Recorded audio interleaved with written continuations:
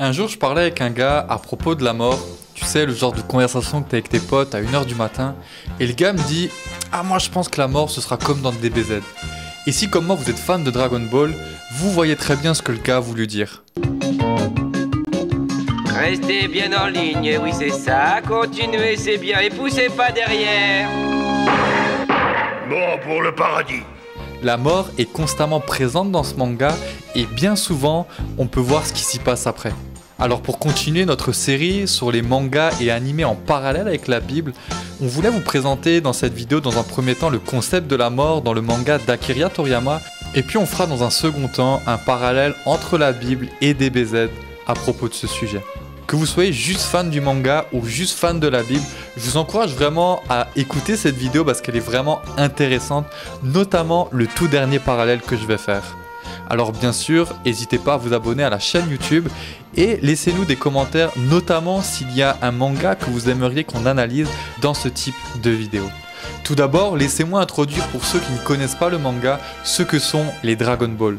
Au tout début de l'histoire, on découvre 7 boules de cristal, les 7 Dragon Ball, qui une fois réunies permettent d'invoquer le dragon Shenron qui sera prêt à exaucer n'importe quel souhait, dont celui de ressusciter un mort, à l'exception d'une personne qui meurt de façon naturelle. Pour cela, plusieurs personnages dans le manga vont mourir et revenir à la vie.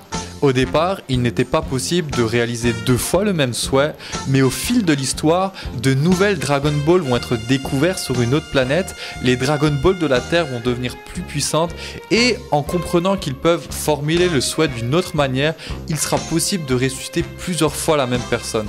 C'est pour ça que Krillin va mourir et ressusciter 3 fois dans le manga, et 4 si on compte Dragon Ball GT, mais ce n'est pas canon à l'œuvre originale.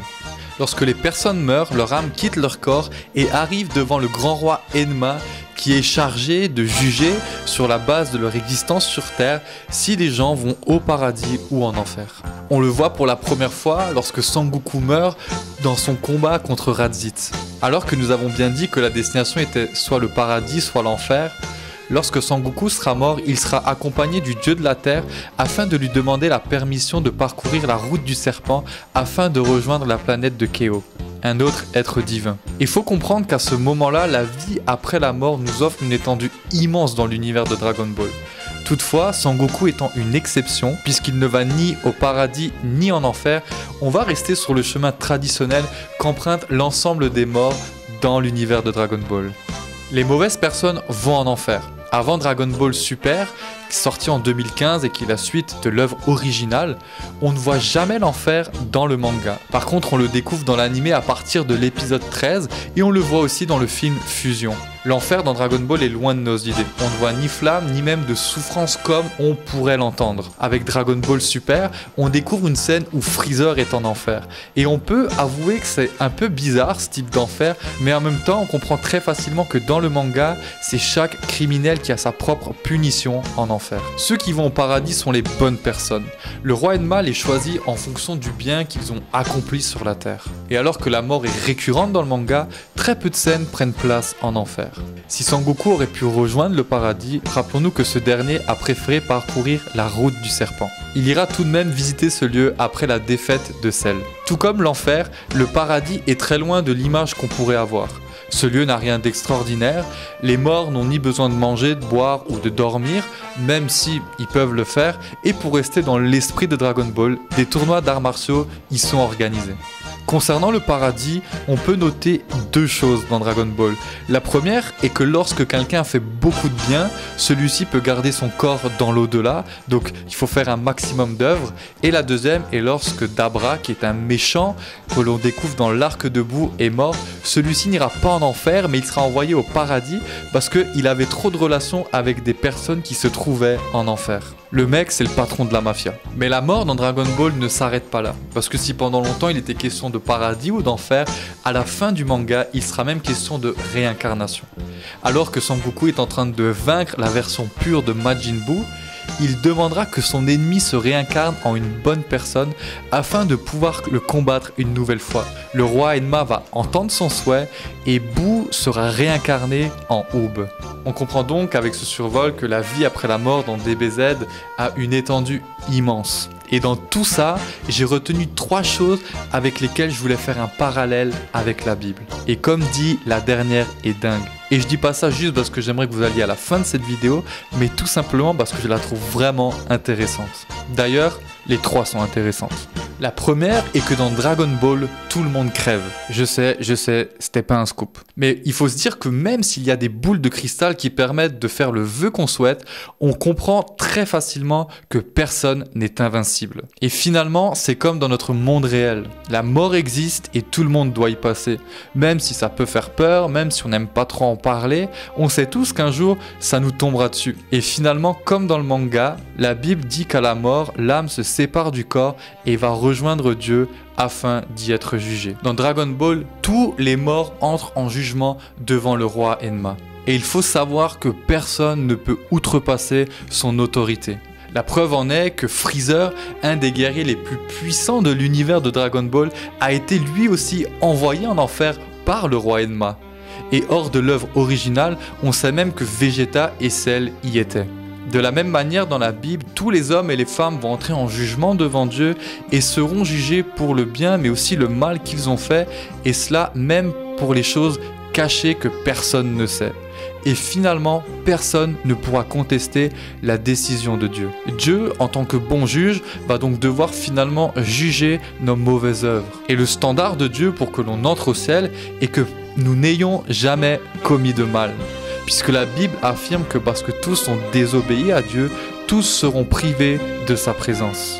Et finalement, on peut se dire c'est chaud parce que contrairement à Dragon Ball, on comprend que ce sera beaucoup plus compliqué d'entrer au paradis sur la base de nos œuvres. Mais ne vous inquiétez pas, puisque Dieu avait bien sûr pensé à une solution. C'est une solution d'ailleurs que nous allons découvrir après le 3e et dernier parallèle entre la Bible et l'univers de DBZ. Et nous voici maintenant à celui dont je vous parlais que je trouve ultra intéressant. Il s'agit de la résurrection. S'il arrive régulièrement que des gens meurent dans le manga, comme nous l'avons vu, il arrive aussi qu'ils ressuscitent. Alors imaginez une seconde, quelqu'un qui meurt et qui revient à la vie, c'est complètement crazy. Dans l'arc de Buu, lorsque Sangoku et Vegeta vont combattre la forme originale de Majin Buu, leur ennemi va détruire la planète Terre et exterminer l'ensemble des terriens à l'exception de un. Je vous passe les détails, mais écoutez cela parce que c'est vraiment intéressant. Au milieu de cette apocalypse, les boules de cristal vont être réunies et Dendé, le dieu de la terre, va faire le souhait de ressusciter tous les morts à l'exception des méchants depuis la période où Buu est apparu. À la fin de l'œuvre originale de Toriyama, uniquement les bons vont ressusciter. Et c'est un énorme parallèle avec la Bible puisqu'elle enseigne qu'à la fin des temps, les justes seront ressuscités par Dieu pour passer l'éternité avec lui. Vous savez, on a un peu tous cette vision floue du paradis où on se dit que c'est notre âme qui quitte nos corps et notre âme va se délecter de bien des délices. Mais en vrai, le plan final de Dieu à la fin des temps, c'est une résurrection, une vie pour l'éternité sans mort et sans souffrance. Et je trouve que cette résurrection des bons à la fin de Dragon Ball fait un total écho à ce que nous dit la Bible. Et alors que je viens de terminer les 3 parallèles que je voulais faire entre Dragon Ball et la Bible, je me dois de résoudre une certaine tension.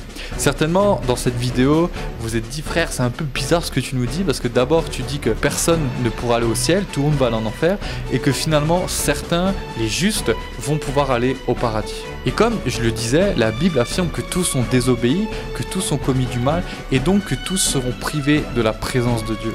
Parce que finalement, Dieu doit aussi nous juger pour nos œuvres mauvaises. Mais Dieu ne souhaite pas que les hommes et les femmes payent le prix de leurs fautes en allant en enfer. Et c'est pour cela qu'il a envoyé Jésus, qui a vécu une vie parfaite selon les attentes que Dieu avait pour chacun d'entre nous, mais qui en même temps a payé le prix des fautes que nous devions tous payer.